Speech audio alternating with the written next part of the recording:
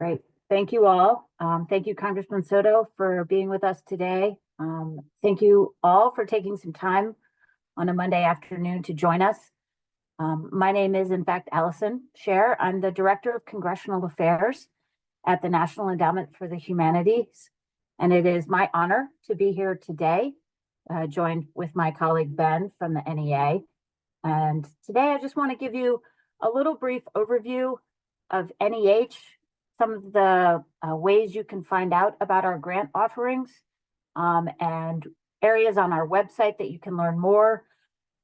You will see at the end of today, the NEH and the NEA vary a great deal in terms of grant offerings themselves. We have over 40 grant lines. I am not at all going to pretend to go through all 40 grant lines. I would lose you all immediately, and rightfully so. My goal today is to kind of talk generally in terms of topics, of types of projects that we fund, and where on our website you can learn more information. So with the endowment, since I've joined, honestly, the first question I generally get is, what are the humanities? Congress, when they founded us, were so good in terms of describing what the humanities consist of. This will read a lot like a liberal arts college curriculum. You'll see a number of topics here, but that doesn't really tell you what we are. What is the humanities? And I actually, and personally, this is just me, this is not the agency speaking, but the way I like to describe it is this wonderful quote from Toni Morrison that describes the humanities as the examined life of our nation. This means the good, the less than good, the easy to talk about, the hard to talk about. And really the value of the humanities is that we fund projects that cover all of the bases, all of the history of our country. So NEH is really good in terms of breadth of funding of projects. You'll see throughout my presentation some of our grantees that we have funded in the Congressman's district over time. We fund colleges, we fund universities, we fund documentaries, we fund museum exhibits, we fund small historical societies. We actually do fund arts institutes as well.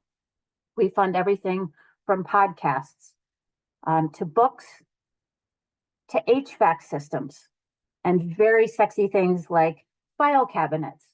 All of that is within our purview.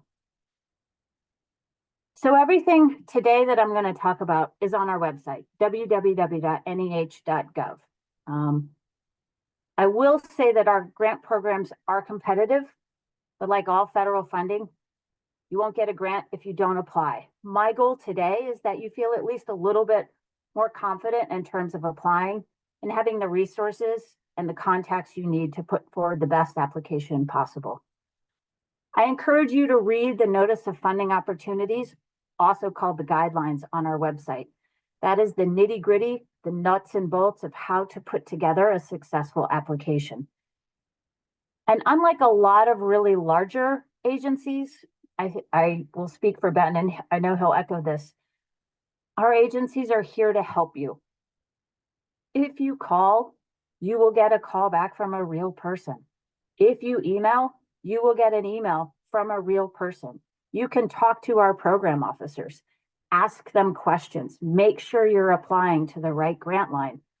It would be very disheartening to go through all the work and realize that you actually don't qualify for one reason or the other of a specific grant line, but another one of our grants would have been more appropriate for the project that you have.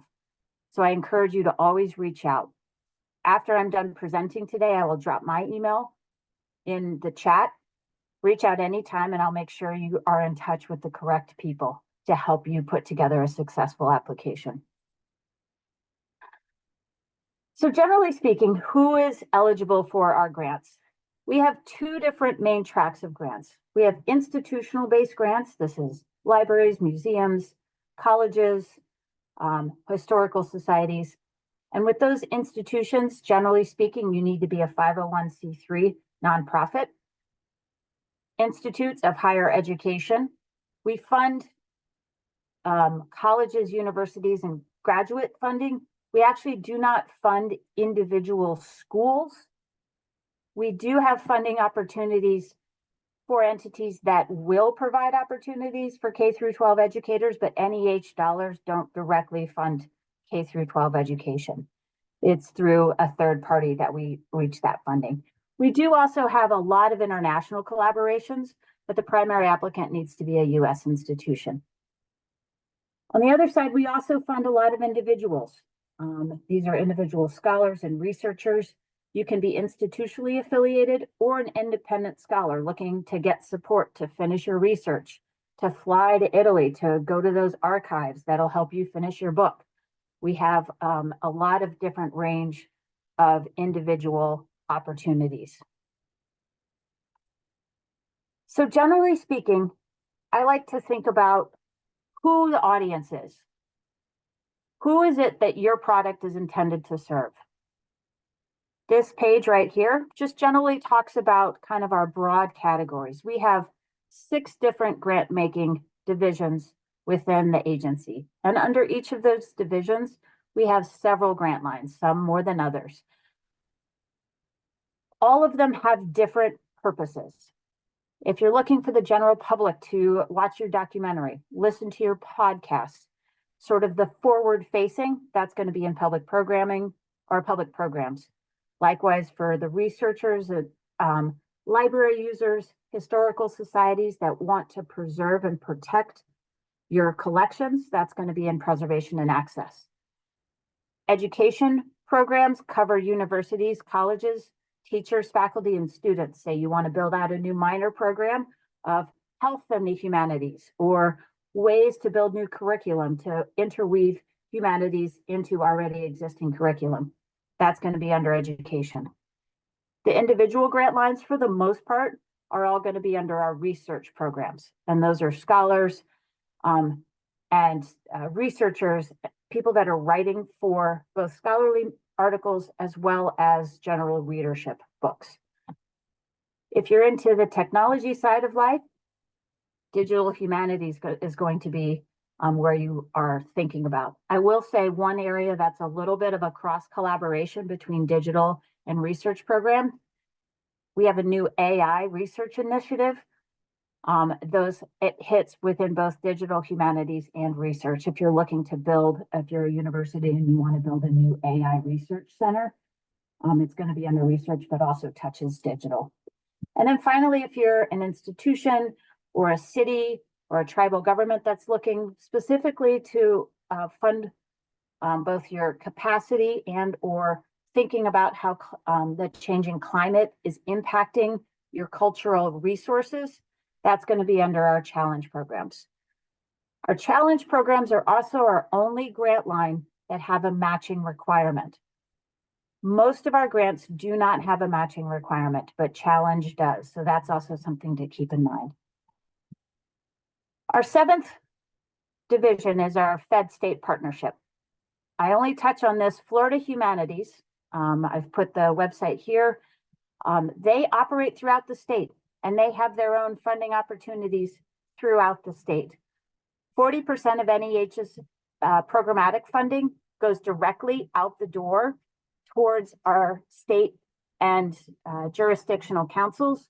So make sure you take a look at the funding opportunities at Florida Humanities. It may be a better fit for you in terms of your first outreach in terms of granting.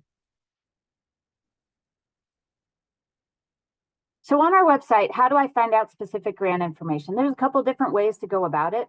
This is the way that I find kind of the most useful because it also runs you through our divisions. So you get a little bit more of a flavor of what each of the divisions fund. So this is just it's an older screenshot. I will say our homepage doesn't look quite like this.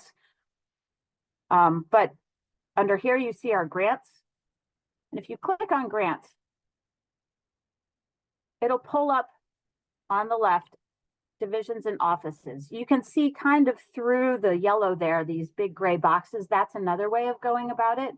But I do like this one because it really sets up each of the different divisions and offices. So you can see top line, what are the types of things that they fund. So if you click divisions and offices there, it'll come up with the whole list: challenge, digital, education, fed state, preservation, and access. And it gives like a little one-line tag about each of the types of projects we fund.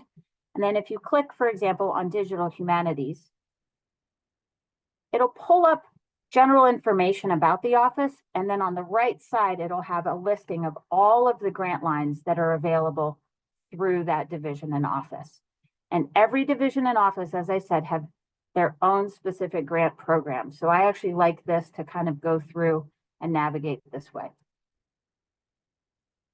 If you clicked on one of the specific grant lines, for example, here we have dangers and opportunities of technology under digital humanities. And it kind of gives just an outline. On the right side, you'll see the really important information, which is the grant snapshot. How much money are we going to be offering?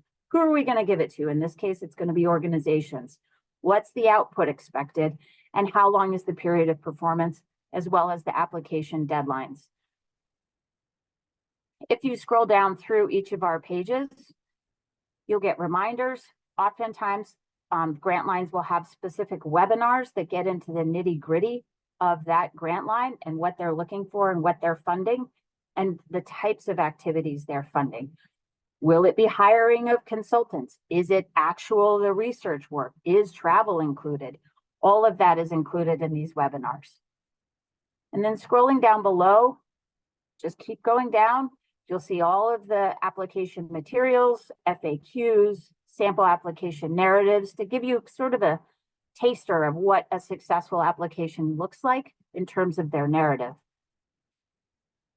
And then finally at the bottom, you'll see the program statistics in terms of success rate. These numbers for many of our grant lines are going to be a little dishearteningly low. I will say that we really want you to reach out, work with the program officer, and put the best application forward you can. Many of our grant lines have draft deadlines. You can put in a draft application and have a program officer review it before the final application is due. You can get direct feedback on your application, where it needs strengthening, where additional information is needed. Take advantage of that if it's offered in the grant that you're interested in. We do a number of first-time grantees. These aren't people that have applied 17 times and finally got one. These are just the best of the best, and your first-time application can absolutely be the best of the best. Reach out anytime. These are just a few tips. I will send a PDF of these slides to Congressman Soto's office that can be distributed afterwards, so I'm not going to go through all of them. But I will say the draft is a really good opportunity that we provide. And whether or not you're successful, we also provide comments after the decisions are made. Every single application goes through an outside peer review process, and panelists in that peer review process provide feedback on what the good things were in that application and where it needs to be strengthened if it were particularly an unsuccessful one. As an applicant, you have the ability to get that feedback. If you get turned down, don't get discouraged. Request the comments, contact a program officer, and most importantly, reapply. You can also apply to be a panelist. We're always looking for scholars and experts in all of the fields. You don't have to have a PhD. Show your expertise and sign up. And it's a really good way to kind of see how the sausage is made. And then finally, I will just say, please stay in touch. We have newsletters that talk about a lot of our funding opportunities and ways to be in touch. We want to be accessible, and we want you to be successful with us.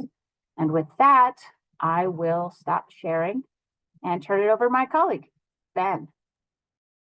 Great. Thank you so much, Allison. And Darren is kind enough to run slides for me. But just as we wait to get started, just really grateful to Congressman Soto, of course, for all he does for arts and culture in his district in Florida and across the country. And thank you to Darren and Christine for all you're doing to bring us together today. It's really exciting to have this opportunity.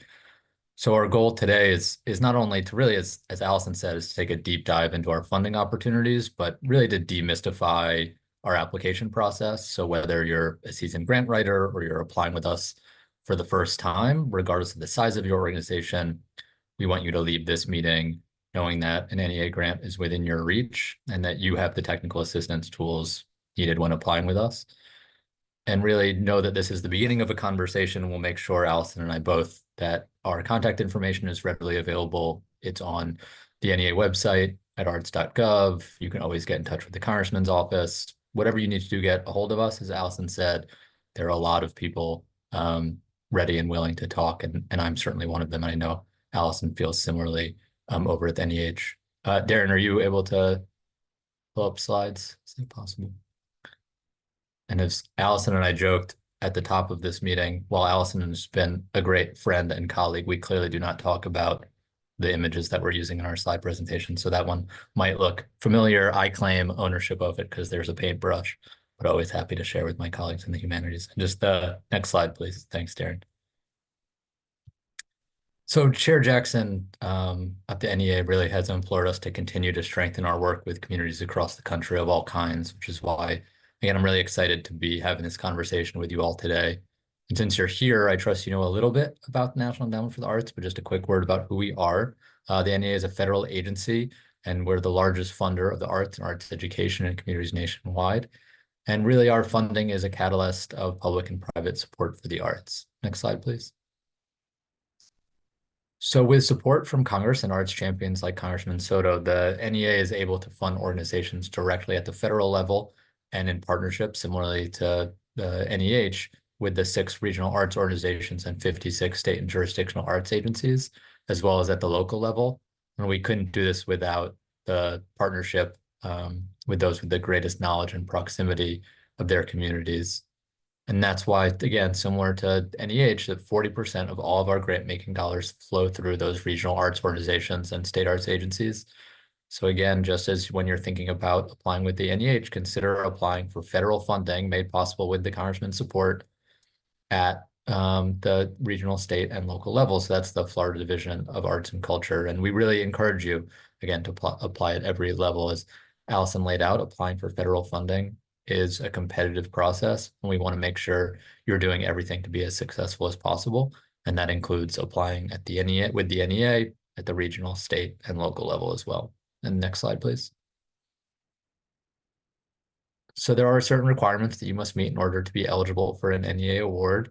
You have to be a nonprofit at the time of application, a unit of state or local government, or a federally recognized tribal community or tribe at the time of applying. You must have a 3-year history of arts programming. That doesn't have to be the last 3 years or even 3 consecutive years, but you just need to show that track record of arts programming. But that means that you don't have to be an arts organization to be successful when applying with the NEA. It doesn't have to be your primary mission. But again, it's just 3-year history of arts programming. You must provide a 1-to-1 cost share match of non-federal funds. The match can be achieved in a variety of ways, including earned or donated income, and the match can be a combination of sources as well. And I understand that when hearing that, it might be a bit daunting when applying for federal funds, this idea that you have to come up with the exact same amount of non-federal funds.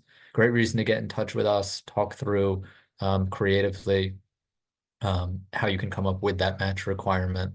You don't need to demonstrate that you can do that at the time of application, but it is a grants management requirement. But we don't want to, for that to be a barrier to entry or a reason that you wouldn't apply.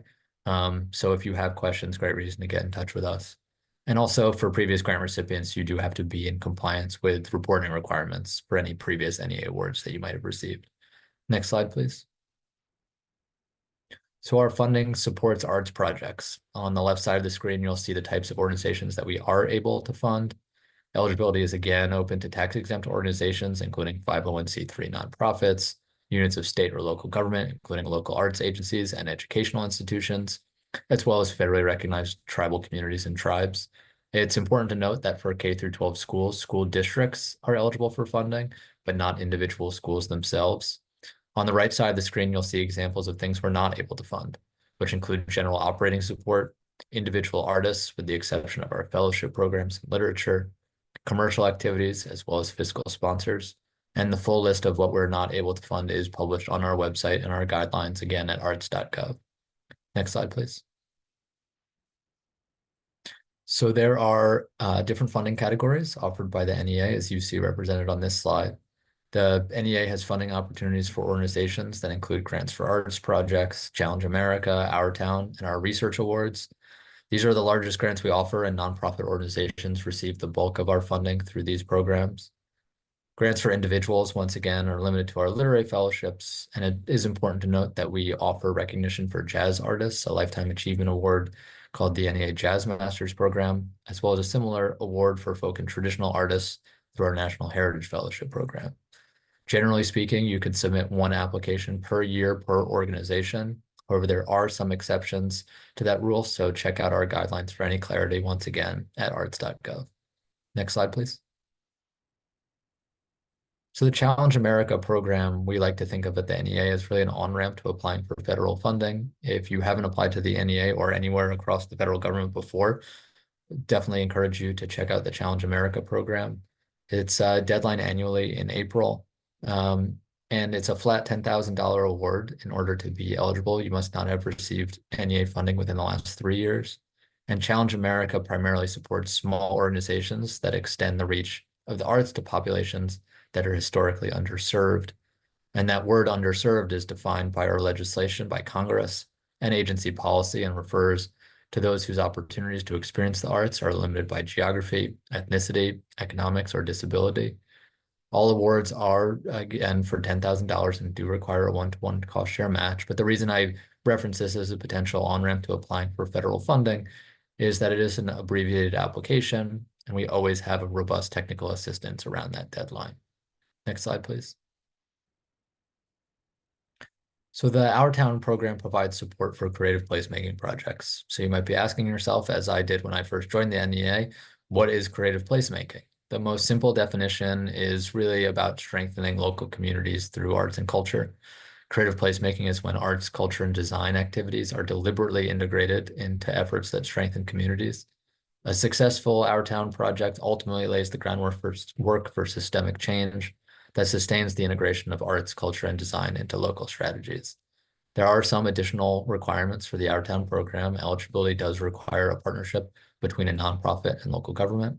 This award size is slightly larger than some of our other opportunities, with a range from $25,000 to $150,000. And we have a deadline coming up in August. So if that is appealing to you, I would certainly encourage you to check out the guidelines for the Our Town program as soon as possible, again, on our website at arts.gov. Next slide, please. So the deadline that we have coming up the soonest is in July, and that's grants for arts projects, which most people think of when they think of an NEA award, really our flagship grant-making program. Applications are submitted to one of 15 artistic disciplines, again, either in February or July. I mentioned the artistic disciplines. If your organization straddles the line, we know that arts don't fit in any one genre or discipline. If you have questions, we want to make sure that your application is received and reviewed by a panel where it's going to be strongest. It's a great reason to get in touch with us. Again, you can get in touch with me directly or check out our website. And as I often joke, our contact information is almost too easy to find.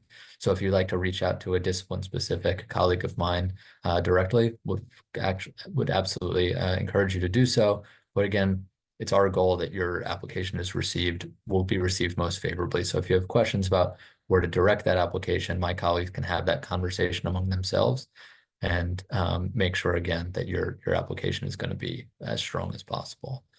Funding is available for all stages of the artistic process, and that can include creation, presentation, and exhibition, arts education and enrichment, as well as services to the field, such as conferences or professional development. Again, this grant opportunity does require a one-to-one cost share match, and these awards range from $10,000 to $100,000. If you're considering how much to apply for, a good thing to keep in mind is that a project timeline can be for up to 2 years. So depending on your budget size, that might be something worth considering. Next slide, please. So as Allison mentioned, similarly at the NEA, there are a lot of great applicant resources that live on our website, as well as the opportunity to join events like this one with colleagues of mine. It's a really great applicant resources page that includes project narratives as well as a schedule for different technical assistance events. Those webinars range from discipline-specific webinars that my colleagues can walk you through presentations similar to this one. And we also do open office hours. So you drop by a Zoom room, listen in, ask questions, another great opportunity to meet other colleagues of mine at the NEA. And as Allison emphasized, when you're applying to the NEA or NEH, as she mentioned, and you're not successful, you can seek panel feedback and have that phone call with a colleague of mine, and they can walk you through where the panel may have thought your application was strongest, and also where they may have had some questions and where your application could be a little stronger next time. Next slide, please. So again, similar to NEH, really encourage you to be a panelist. In talking with folks who've served on panel as well as my colleagues, great opportunity to get to know folks at the NEA, get to know folks that you might not know across the country in your in a particular artistic discipline, as well as Allison mentioned, see the process a little bit, see how panelists talk about an application. I've heard from folks who were not successful for the first time around, served on a panel, and you have an opportunity to understand a little bit what other people are looking for, and maybe take those, what you've learned to heart and maybe influence your application the next time around. Next slide, please.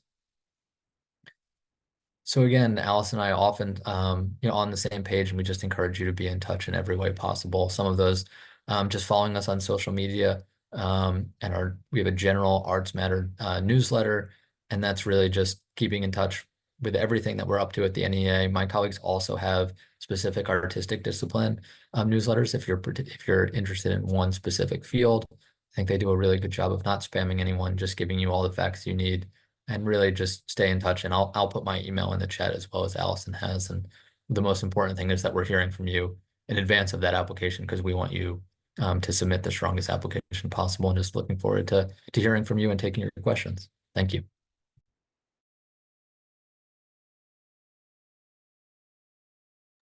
Thank you, both Ben and Allison. Really, really informative discussion.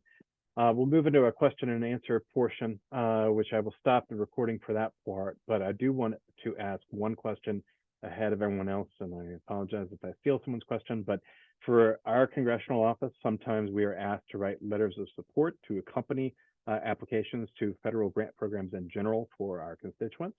How does that work with both National Endowment for Arts and National Endowment for Humanities? Is it encouraged? Is it discouraged?